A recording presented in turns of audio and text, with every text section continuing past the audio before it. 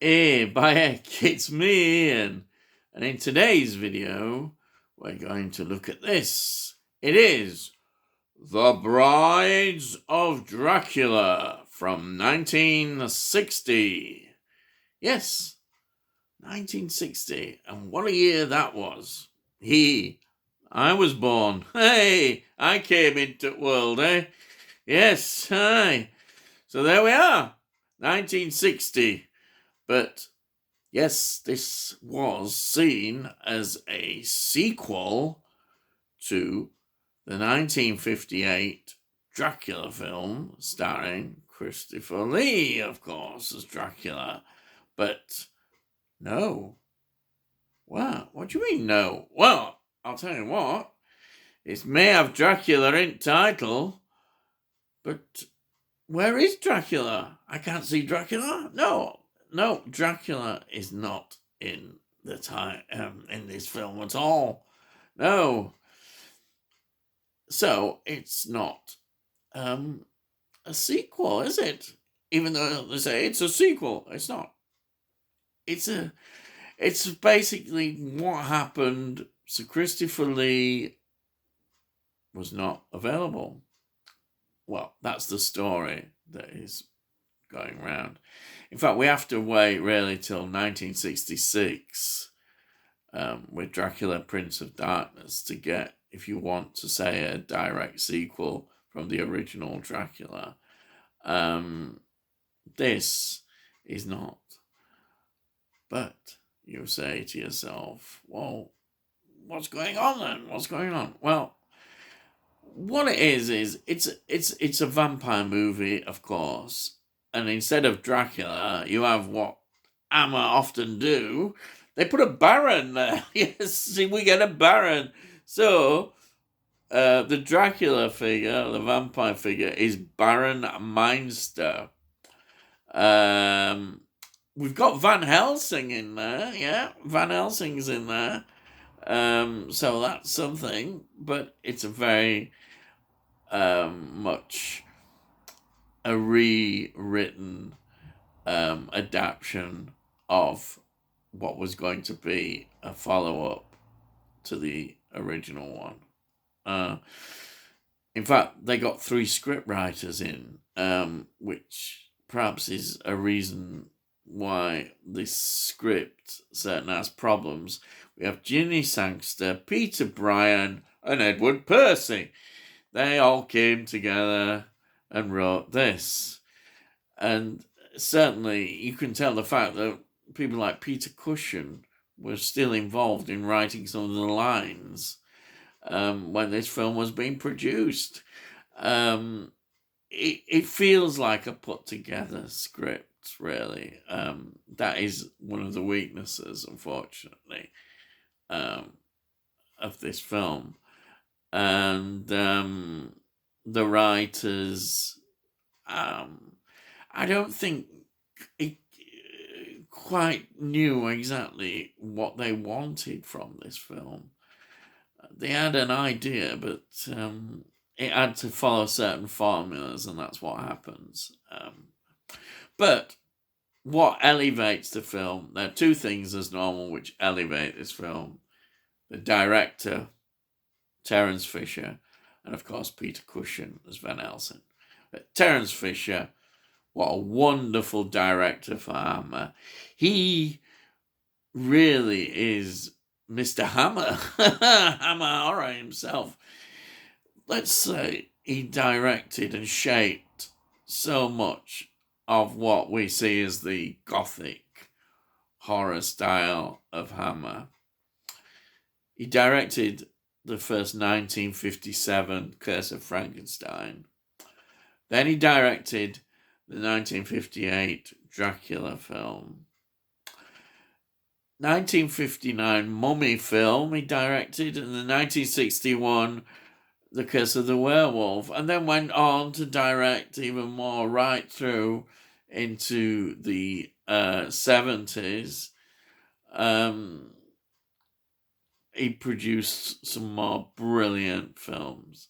He's such a great director. he really did shape what Hammer became. And Hammer were already producing such a well-oiled film-making machine even then. Yeah, right at the beginning, it was all coming together beautifully. They filmed at Bray Studios. They built more interior sets, and you can see that's where all the budget goes in many ways on these beautiful sets they produce, and also the locations were just right near the studio as well.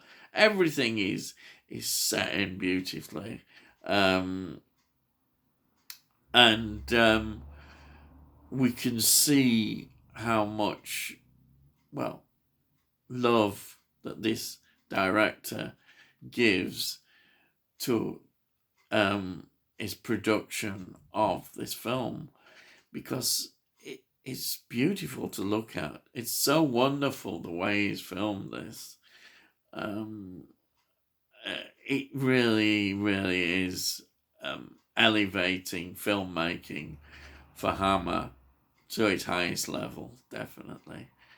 The cast I'll just quickly talk about. We've got Peter Cushing as Van Helsing. Then we've got David Peel playing Baron Meinster. Now, he's supposedly the young son, who's like the Dracula figure, if you want to call it. But actually, he wasn't that young. He was approaching 40.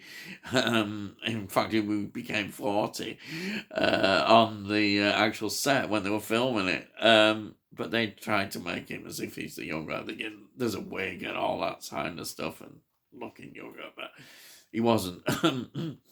Then there's his mum, of course, the Baroness Meinster, played by Marita Hunt.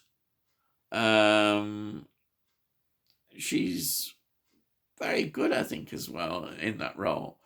But the one who actually outshines them all, apart from Peter Cushing as usual, is the lead actress, Yvonne Monelon. I think that's how you pronounce it. My French accent. Oh, yes. Oh. She plays Marianne. And Marianne is, well, she's beautiful. And she's outstanding. Her screen presence that this actress gives to this character is wonderful. Oh, yeah. She actually dominates the first bit of the film. She is just amazing. You look at her and think, wow, wonderful, wonderful actress. You can't keep your eyes off. She's one of the reasons. And of course, Peter Cushing, I don't think, appears in the film for at least 20 minutes. It could be longer. But you're so mesmerized by watching her on screen. It's fantastic. It's a typical sort of Hammer kind of story set up. We get the coach at the beginning, of course, going through all this, the sort of dark forest areas, and going to stop off at one of these villages where all the locals are eyeing everybody and nodding suspiciously. You've got all that going on. She's a school teacher who's going to take up a new position. And of course, she encounters the Baroness, who, of course, says, "Hey, why don't you come along to castle, love? Hey, come on, to castle." So she stops the night at the castle, despite everybody kind of trying to say, "Please don't go to the castle," but she does. And that's where the story develops. And we find out about what's going on at the castle, or so we think. And then, of course, eventually once Van Helsing appears, and we get the story moving on about the deaths of these girls and what have you.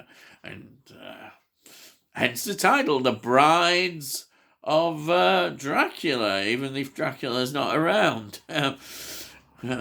Anyhow, well, yeah, we get a few brides. I was expecting actually loads of brides, but we don't get loads of brides, but we get a few popping up here, There they are. Everybody's concerned about them.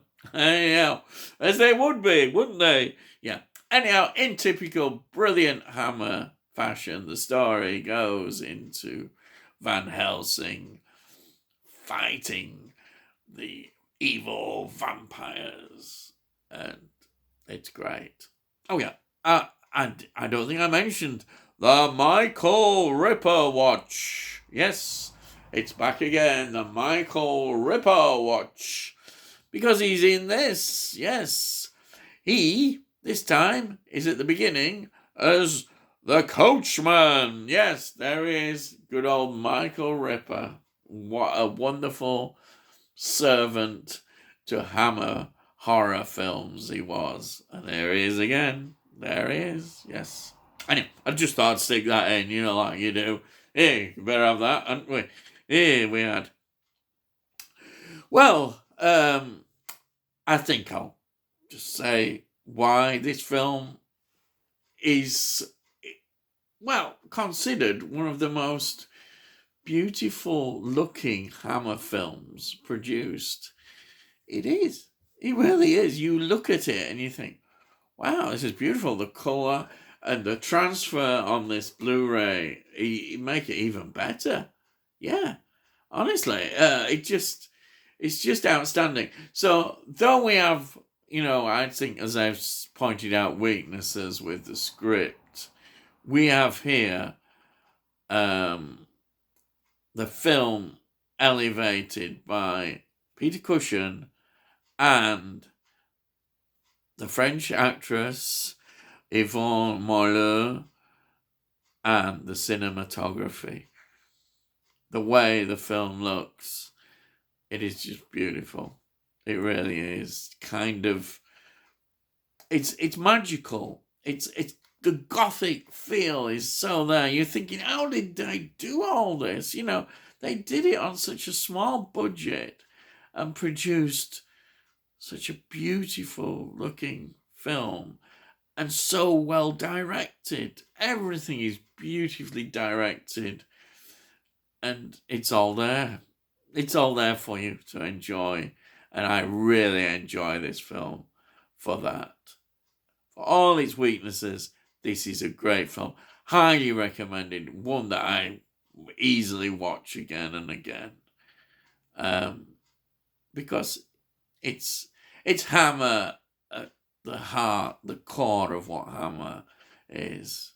And it's just absolutely fantastic. Highly recommended, definitely. And I would say at the time, of course, it was not really appreciated much. A lot of the critics were saying, "Oh, look at this, yes, is Hammer really losing it now? It's become repetitive, it's not the same." They were looking for any excuse to knock it down. Though it's interesting because if you look at Rotten Tomatoes, 78%. In retrospect now, it's seen for how wonderful this film looks and is produced and the performances in it. That is what really people now look at and appreciate. So I would say, to sum up, it isn't the greatest Hammer film, but it's the greatest, perhaps, looking Hammer film. And it's so enjoyable for that. And if you haven't seen it, I would recommend watching it. Yes, I would. It's well worth watching. This is a 2013 Blu-ray DVD edition.